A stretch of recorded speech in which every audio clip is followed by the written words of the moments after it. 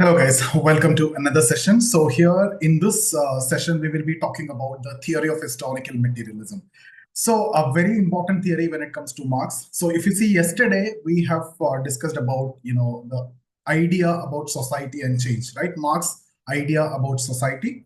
So here, when we talk about historical materialism, this theory is about his idea about society and change. So since we discussed the idea about society in the last session, here we will be focusing on the second part of it. With that, the theory will be complete. So that's how we are going to cover. Now, before we get into the session, I'll show you briefly the questions which you can expect from this. So if you look at it, you see the questions. These are direct questions. Apart from that, statement-wise questions and comparison questions also can come. So theory of historical materialism could be a 10 marker. Critically examine Marx theory of historical materialism could be a 20 marker, or discuss Marx's view about society and what, according to Marx, is the cause of change in society, or discuss Marx's theory of mode of production and highlight the significant features of the forces and relations of production. So here we will focus more on mode of production, since we discussed about the idea about society yesterday, where we covered about forces and relations of production. We will not be getting into too much about that. And then Marx theory of society, which is again Marx theory of mode of production only, Marx theory of historical materialism only. I've made it very clear. Marx used different terms for explaining society. It could be social formation, it could be society, it could be mode of production, right? So he used different terms to explain society.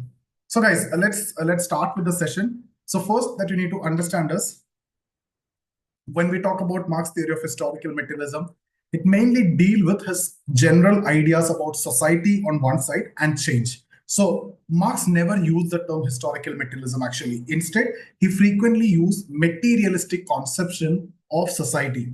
So materialistic conception of history for explaining his views. So he tried to understand everything in terms of materialistic understanding. So here the theory is about historical materialism. So his ideas about society, if you see, it's contained in almost all his textbooks. But the purest exposition of this theory is actually found in, you can write the name of the book, Contribution to the Critique of Political Economy, 1859.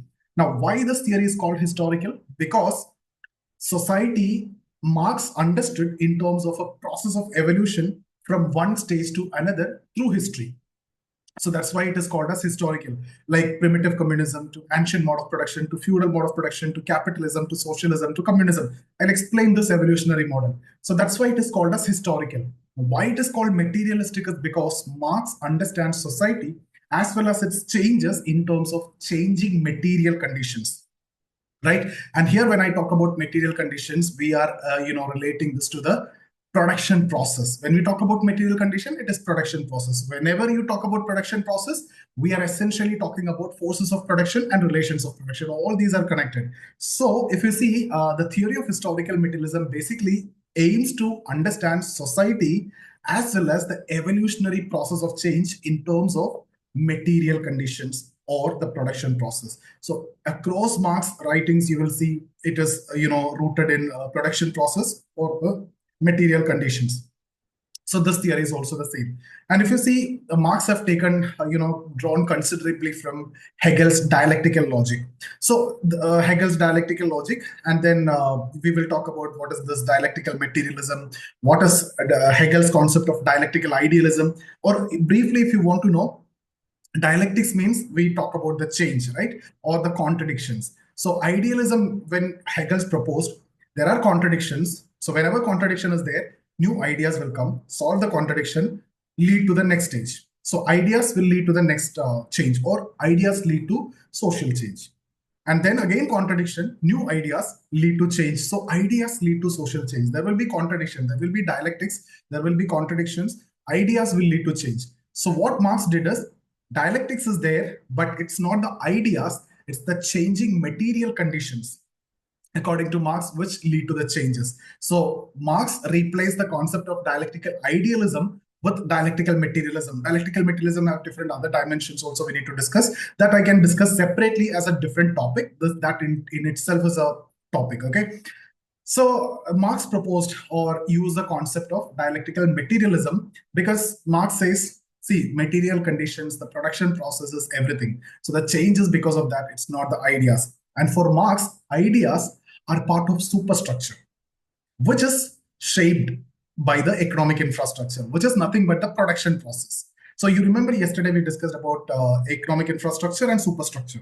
So economic infrastructure is the core, which shapes everything else, the religion, politics, family, ideas, and all those things, right? Yes, ideas are the result of change, of course, but who create or shape the ideas? It's the economic infrastructure, which is the production process. So that is a material condition. So what is supreme? It is the economic condition, so the material condition or the production process or the ROP and FOP is what actually shape the ideas also. So it should not be dialectical idealism. It is actually dialectical materialism according to Marx. So if you understood this much, let's move on to the theory directly. Historical materialism. There are two parts. The first part is his conception of society, and the second part is the evolutionary model. Right. So, see, when we talk about his conception of society, we discussed that in the previous session. This idea about society, which is based on the concept of production, idea of production we discussed. There is forces of production, relations of production, which again we divided into living, non-living, and all those things. And then there is economic infrastructure, there is superstructure, and the systemic view and everything. That's one dimension of this theory. Now, the second dimension, that's exactly what we are going to cover today, which is the evolutionary model. That again, we divide into two: existing societies and futuristic societies. Existing societies like primitive communism, ancient mode of production, feudal mode of production, capitalist mode of production, and futuristic society, that's his vision, that's his dream, that is socialism and eventually end in communism. I'll show you this evolution. So this is what, right, okay. So this is the theory of historical materialism. We divide this into the conception of society, which we have discussed yesterday, and evolutionary model. So if you look at the conception of society, here we can see there is a concept of production, right? Idea of production, all these we discussed: FOP, ROP, economic infrastructure, and superstructure, system view, and everything we covered. System view means economic infrastructure, superstructure, which is the core, right?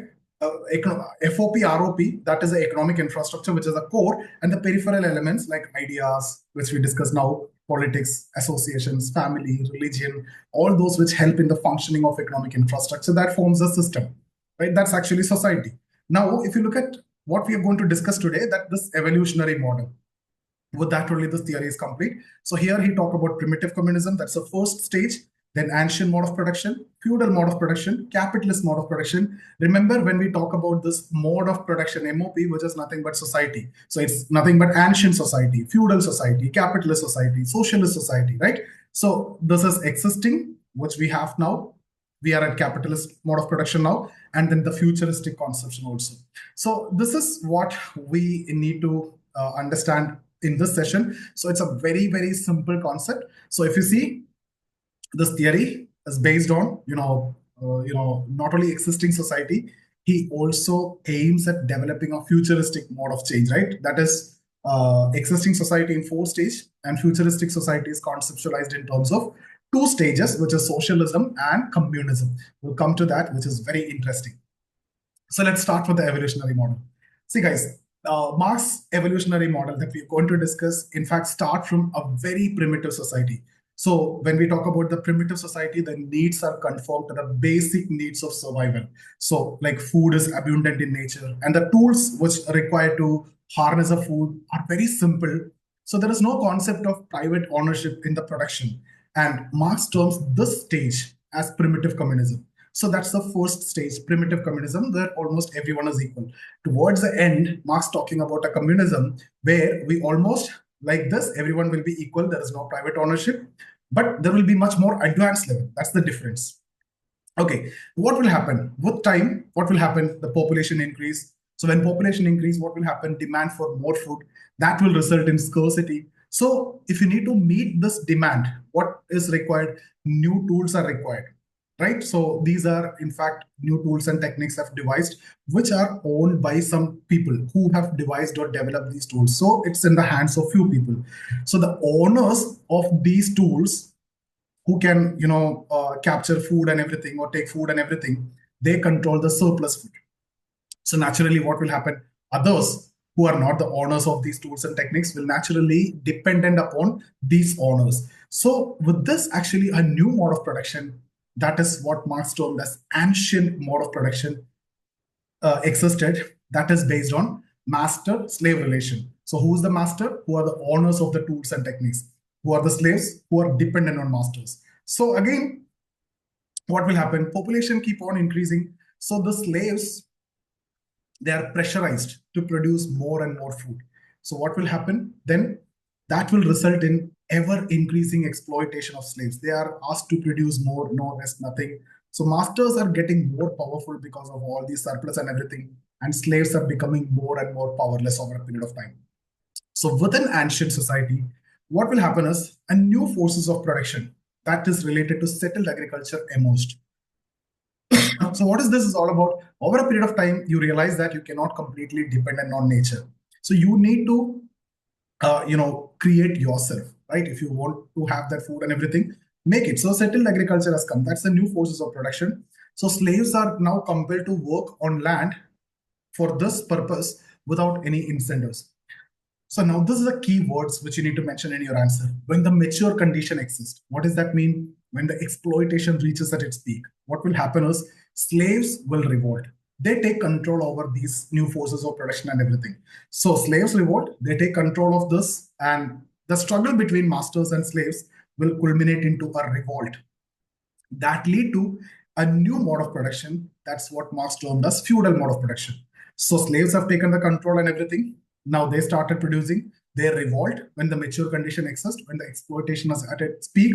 So new mode of production, that's a feudal mode of production. Now here the thing is that the erstwhile slaves, they become the serfs who undertake cultivation. Right? The slaves, they control everything now, but they are still dependent on the masters in terms of the land protection and other things. So here what will happen is the slaves become serfs who simply undertake production or the cultivation, and the masters will still continue to dominate as they become the feudal lords. They own the land and everything. So serf exist as independent section of population, of course, but in that society, but still you are dependent upon feudal lords. For what? If you need to undertake production, you need land, and of course, whatever you cultivate, you need to protect also. So for the land and protection aspect, you are dependent on the erstwhile masters who become the feudal lords. So for this, what the serfs will do, they'll pay a part of their produce to the lords in the form of taxes. With time, what will happen? Again, exploitation. Now here, exploitation in what way? Exploitation in terms of high demand for tax or demand for increasing tax. That resulted in the exploitation of the serfs and the constant and consequent struggle between the two. So the struggle is always there between two classes. That's the antagonistic cooperation. So within the society, again, like what happened in ancient society, new mode of production, new force of production emerged like settled agriculture. Here, new forces of production that's related to factory system emerged, which is based on wage system. So here again, when the exploitation reaches at its peak, these are what you need to emphasize on. When the exploitation reaches at its peak, when the mature condition exists, serf revolt and move towards factories for their work. So they assume that they can work free whenever they want. They can work. They're not they're completely independent, but that's not the reality anyway. So this is how new mode of production, which Marx termed as capitalist mode of production, emerged. So here, what is the relation? Capitalist and the worker. So who are the capitalists? The erstwhile feudal lords who came with the new ideas. They became the capitalists. Who are the workers? The erstwhile serfs who revolted and came into this. So now here, workers work in factories for wage. They are free to work, of course. So now what is the issue? They are exploited in terms of low salaries, poor or inhuman working and living condition. So that again lead to the struggle between the two. Between the two means capitalist and the worker. Their interests are contradictory. The capitalist want to maximize the profit. The worker want to rest all the time, want higher wages and everything. That won't happen. So their interests are contradictory. Of course, they are in antagonist relation. See, the workers are free to sell their labor. They think that it is their choice, but are still dependent upon the capitalist if they want to survive. And if they want the things they need to depend on the capitalist, because everything need to be purchased from the market by paying money. For that, you need to work. So work is not a choice, it's a necessity if you need to survive. And here, when the exploitation at its peak, reaches at its peak, or the mature condition exists, the workers will revolt. The workers control everything, all the resources, and they abolish the private property and everything.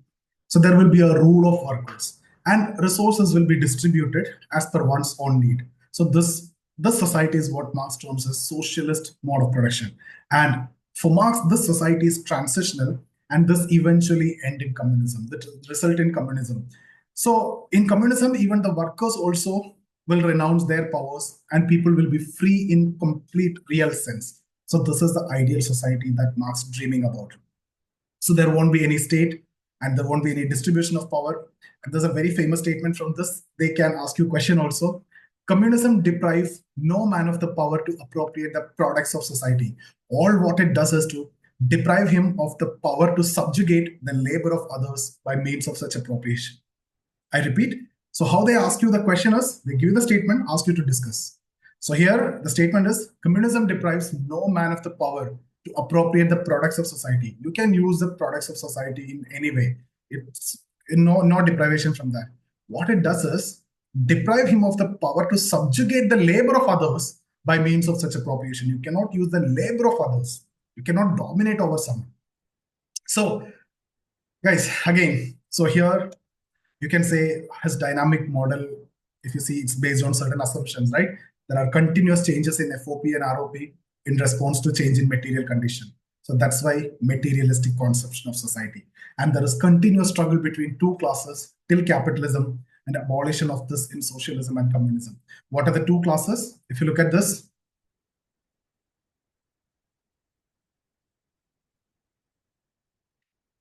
so primitive communism, no class. Ancient mode of production, masters and slaves. Feudal mode of production, lords and serfs. Capitalist mode of production, capitalists and workers. Socialism, only workers. Communism, back to square one, no class. So this is his understanding of communism and his understanding of society. And also, if you see, continuous struggle between man and nature will finally end in communism. Continuous struggle to resolve the contradictions of preceding stage will end in communism. Continuous struggle between one's being and social being end in communism. Again, there is a famous statement: man makes their own history, but they do not make it just as they please. They do not make it under the circumstances chosen by themselves, but under circumstances directly found, given, and transmitted from the past. So that's about this session, guys. Thank you so much for watching. If you like the video, share it with your friends also. And if you are interested in any test series or mentorship program or classes, check out the details in the description. And if you are looking for the PDF of this, you can download it from the description which I have given. So see you guys. Thank you so much.